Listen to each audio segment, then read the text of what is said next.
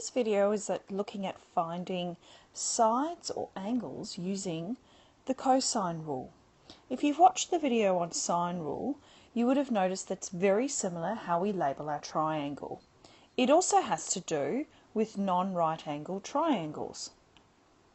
We can use the cosine rule depending on the type of information we are given. If we are trying to find the third side, we are given two sides and an angle. If we're trying to find an angle, we're given three sides. Notice the difference between the sine rule and the cosine rule as to what information we need in order to use either one of those rules. This is the general rule that we use for the cosine rule. And if we look at the next slide, as you can see, the general rule is boxed in red. However, the other three rules on this side are for finding a side length using the cosine rule, and these three rules on this side are to help us find angles using the cosine rule. Also noticing that we label our triangle exactly the same way as we'd label it for the sine rule. So we use our capital letters to identify the angles, so capital A, capital B and capital C. And opposite those angles is its side. So capital A marries with the little a side because it's opposite that angle. Capital B marries with the B side. And capital C marries with the C side because they are opposite that angle. So after looking at all the rules we can use for trigonometry, like sine, cos and tan and the sine rule and now the cosine rule, you now need to start making decisions on what rule you're going to use. This flowchart is extremely helpful in choosing which formula you're going to be using depending on the situation. So if we're working with right angle triangles, you would go down this pathway. You then ask yourself the question, does it have any angles? If yes, well then you're going to use your trig ratios, sine, cos and tan. If your answer is no, well then you're going to use Pythagoras' theorem. If the triangle is not right angled, you're then going to go down this pathway. Do you know the side and the opposite angle? Well, if you do know the side and the opposite angle, you would use the sine rule. If you don't know the side and the opposite angle, you can use the cosine rule. Now that you're able to make that decision, we can actually go ahead and try a question for cosine. Having a look at this triangle, we actually have no labelling on it, so that's the first thing I'm actually going to do. I'm going to call this angle C. The reason I've chosen to call that angle C is because I'm actually trying to find this H, which obviously that's now going to become my little C side. I'm not too bothered about which one you call A and B on the other angles.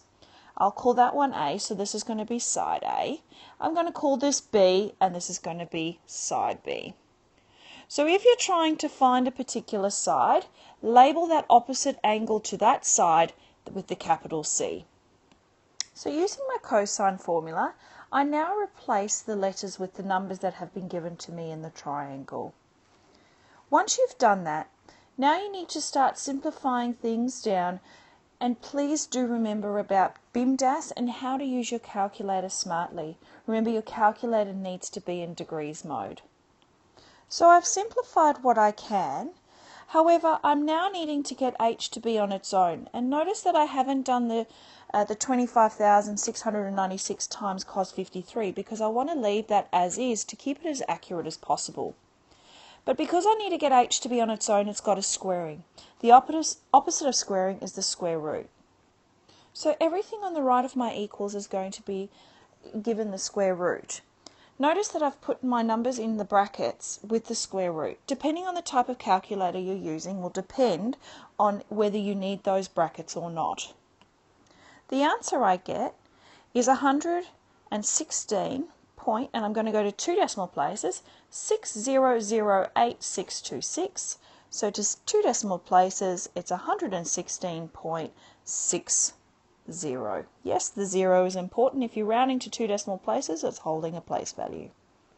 That is my final answer for finding the side using 2 side lengths and an angle. So now I actually want to be able to find the angle. Notice when we used the sine rule, we didn't need all 3 sides to find the angle. However, using the cosine rule, you do need all 3 sides to find the angle. Noticing that I actually want to find out angle C, so therefore this is side C. I'm going to call this A, so this is side A.